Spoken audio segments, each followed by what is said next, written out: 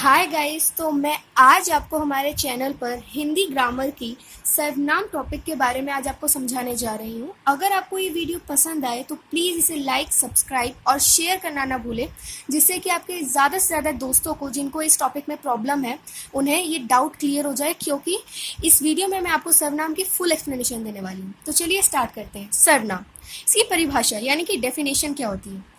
संज्ञा के स्थान पर आने वाले शब्दों को सर्वनाम कहते हैं, यानी कि जो शब्द संज्ञा के स्थान पर आते हैं उन्हें सर्वनाम कहते हैं। वाक्य देख लेते हैं। सुखविंदर गायक है, वह अच्छा गाता है, लोग उसे चाहते हैं। बाद वाले वाक्यों में सुखविंदर की जगह वह और उसे शब्द आए हैं। ये शब्द संज्ञा की जगह पर आए हैं, इसलिए इन्हें सर्वनाम कहते हैं। यानी कि यहाँ पर सुखविंदर हमारे संज्ञा है, लेकिन आगे जब हम इन्हीं से जुड़े वाक्यों का प्रयोग करते हैं तो हम इनका नाम नहीं लेते, हम इन्हें वह, उसे इस नाम से पुकारते हैं। तो ये यहाँ पर वह और उसे, यह जो शब्द है यह हमारे सर्वनाम कहलाते हैं। अब चलिए देखते हैं सर्वनाम के भेद कौन कौन से होते हैं। सर्वनाम के टोटल 6 भेद होते हैं। पहला, पुरुषवाचक सर्वनाम। दूसरा, निश्चयवाचक सर्वनाम। तीसरा, अनिश्चयवाचक सर्वनाम। चौथा, प्रश्नवाचक सर्वनाम। पांचवा, संबंधवाचक सर्वनाम। छठा, निजवाचक सर्वनाम। अब पुरुषवाचक सर्वनाम क्या होता है, चलिए समझते हैं। पुरुषवाचक सर्वनाम। पुरुषवाचक सर्वनाम क्या होता है? किसी व्यक्ति के लिए प्रयोग होने वाला सर्वनाम पुरुषवाचक सर्वनाम कहलाते हैं। यानी कि हम किसी भी सर्वनाम शब्द का प्रयोग कर रहे हैं, अगर वो हम व्यक्ति के लिए प्रयोग कर रहे हैं तो वह पुरुषवाचक सर्वनाम कहलाते हैं। अब पुरुषवाचक सर्वनाम के भी 3 भेद हैं। पहला, उत्तम पुरुष। उत्तम पुरुष क्या होता है? बोलने या लिखने वाला अपने लिए जिन सर्वनामों का प्रयोग करता है उन्हें उत्तम पुरुषवाचक सर्वनाम कहते हैं। यानी कि जो वाक्य लिख रहा है या बोल रहा है वह अपने लिए जिन सर्वनाम शब्दों का प्रयोग करता है उसे उत्तम पुरुष कहते हैं। उदाहरण के लिए जैसे मैं, हम, मैंने, हमने, हमने, हमें आदि।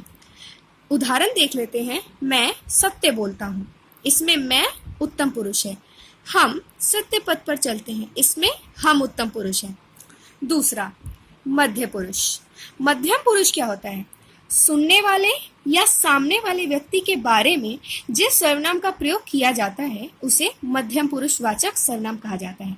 यानी कि हमारे वाक्य को जो सुन रहा है या जो हमारे सामने खड़ा है, हम उसके लिए जिन सर्वनाम शब्दों का प्रयोग करते हैं उसे मध्यम पुरुष कहा जाता है।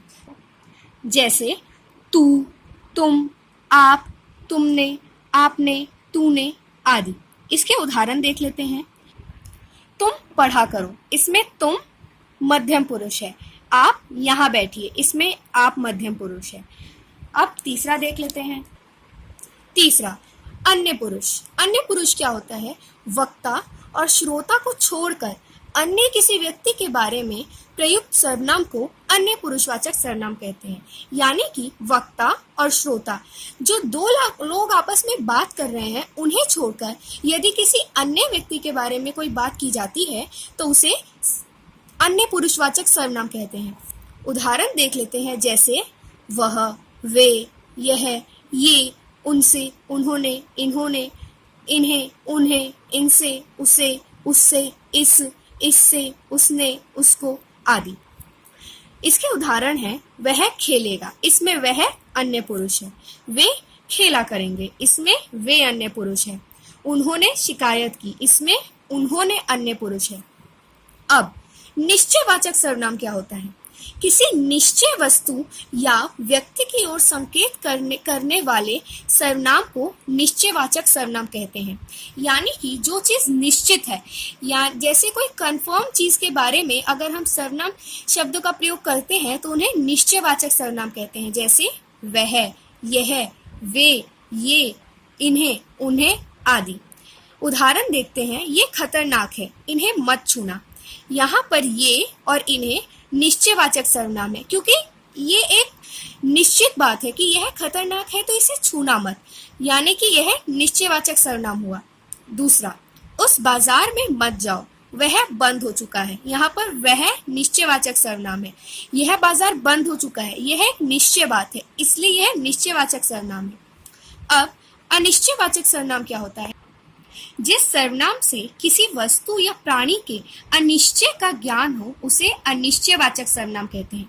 जैसे कि हमने ऊपर पढ़ा कि जिस वस्तु या प्राणी से हमें निश्चित वस्तु का पता चलता है वह निश्चयवाचक सर्वनाम होती है, और यहाँ पर जिस वस्तु या प्राणी का हमें अनिश्चय होने का पता चलता है, यानी कि ये अनकन्फर्म्ड है, शायद, जहाँ पे शायद होता है उसे अनिश्चयवाचक सर्वनाम कहते हैं। उदाहरण के लिए जैसे कोई, किसी, कुछ, किन्हीं आदि। उदाहरण देखते हैं। शायद कोई आया है।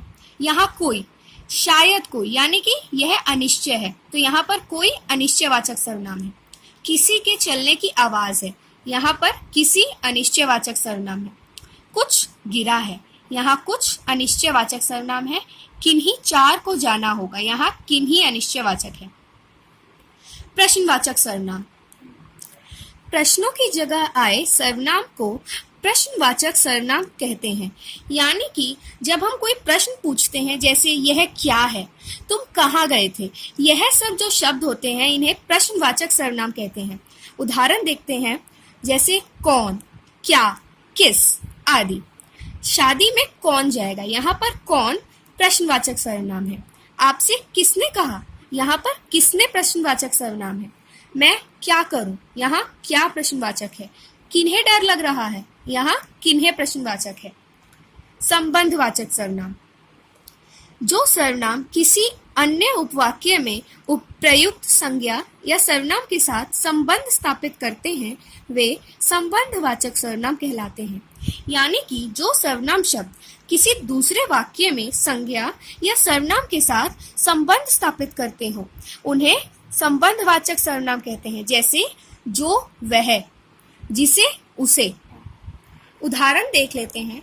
जो पाप करेगा वह फल भुगतेगा। यहाँ पर जो और वह के बीच संबंध है, इसलिए जो और वह संबंधवाचक सर्वनाम है। जिसे ज्ञान नहीं है उसे कैसे समझाएं। यहाँ पर जिसे और उसे के बीच संबंध है, और यह इसमें जिसे और उसे संबंधवाचक सर्वनाम है। अब निजवाचक सर्वनाम क्या होता है। जो सर्वनाम कर्ता के अपनेपन का बोध कराता है उसे निजवाचक सर्वनाम कहते हैं। यानी कि जो वाक्य लिख रहा है, जो वाक्य में कर्ता है, उसके अपनेपन का बोध कराने वाले शब्द निजवाचक सर्वनाम कहलाते हैं। जैसे स्वयं, अपने आप आदि। यहाँ पर उदाहरण देख लेते हैं। मैं स्वयं चल कर आया हूँ। यहाँ मैं कर्ता है और स्वयं इसके अपनेपन का बोध कराता है, यानी कि यहाँ पर स्वयं निजवाचक सर्वनाम है। मैं अपने आप कर लूंगा, यहाँ पर भी मैं करता है और अपने आप इससे निजवाचक सर्वनाम होने का पता चलता है। धन्यवाद हमारी यह वीडियो देखने के लिए। यदि आपको हिंदी ग्रामर में और भी ऐसे कई डाउट है तो आप कमेंट बॉक्स पर लिखकर हमसे पूछ सकते हैं। हम उसके लिए भी आपके लिए एक नई वीडियोस बनाएंगे। हमारी वीडियो देखने के लिए धन्यवाद। अगर आपको यह वीडियो पसंद आई हो तो इसे लाइक और सब्सक्राइब करना ना भूलें।